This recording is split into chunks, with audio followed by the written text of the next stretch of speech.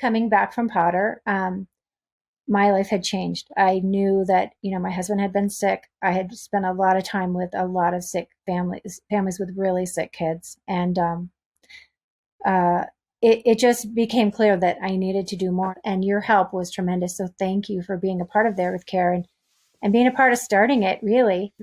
15 years ago. It's a 15-year-old organization, but you guys helped start it 19 years ago on the sets with that connection, right? Like connecting to people. That's what it's all about. Slam dunk, are you ready to make me? We were here for quite a while, several months, for Kurt to have surgery treatment. So he finished chemotherapy on a Friday, and on Saturday we traveled back. And so I came back to work on Monday.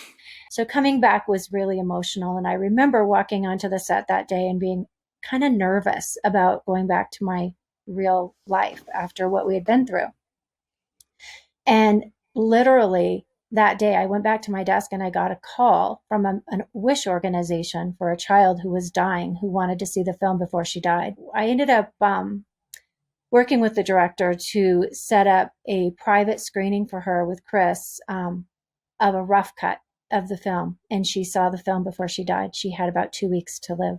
So many of those kids, more than 65 kids came through when I was there on the next two films for their wishes. And they spent the day there. It wasn't just a meet and greet. It was like, come have lunch in the canteen, and they would eat where all the kids were eating, and they'd just be so crazy excited, to see everybody. And Warner's let me have the robes from the first film that everyone had outgrown. You had all outgrown. So I was able to take the kids to the costume department and get them fitted for their robe. And when it was ready, I'd get a page, and then we'd go and pick it up, and the kids would get to wear it all day and wear them and take them home. And it was just so amazing. And you all spent time with these kids. I know you met so many of them. It was just such an amazing experience for the kids and the families coming, because they were living in isolation, and this gave them a break. To me, it's definitely one of the highlights of the whole thing, because I remember we were on the third movie, and I was filming the Quidditch, and the Quidditch in the third movie was in the rain. So I was on this broomstick high in the air, and right before they called action, the costume guy Laurent literally threw a cold bucket of water on me. So I'm thinking, oh, this sucks. And then there's a massive fan going off, sort of blowing. Yeah, so it's all going mad. But anyway, I get down from there, and I start speaking to a guest who's come in, who's with his dad, and we started chatting really well, and it was really nice to meet them. And then I saw them. I saw the dad at the New York premiere, so about 9 months later.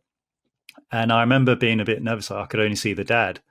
And so obviously your mind starts running. And then the son came over and said hello.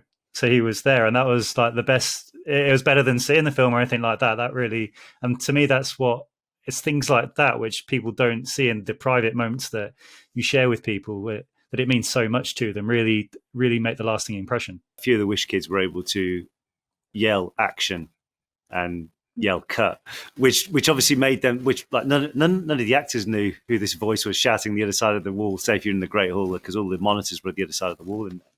But you walk back out when you finish filming, and just the buzz on these guys' faces and their parents' faces and their friends who are with them as well. Because to us, I suppose, after a while, it can be the most fantastic set in the world, like the Great Hall. But when you've seen it more than 1,000 times, you're going to get a bit, we're in the Great Hall today. But then you see what it means to these people to come into it and to think that that's what they've chosen as their wish. That's what they want to do in their time of need. And it kind of makes everything, to me, it just brings normality. But we use that word again, normality. But that's their normal. As horrible as that is at that time, that's their normal.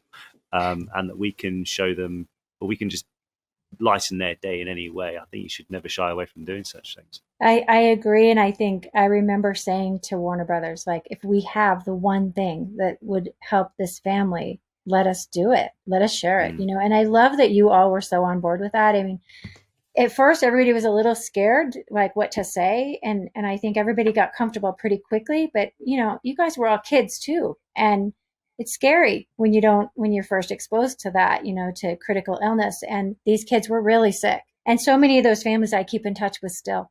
And those memories, even if they've tragically lost their kids, those memories are such highlights for them because it was a day when their kids were happy and they were not sick and they were like living their dream, and it was just such a special time. And I'm just so touched that it was that meaningful for you guys too. Like that really means a lot to me. Yeah.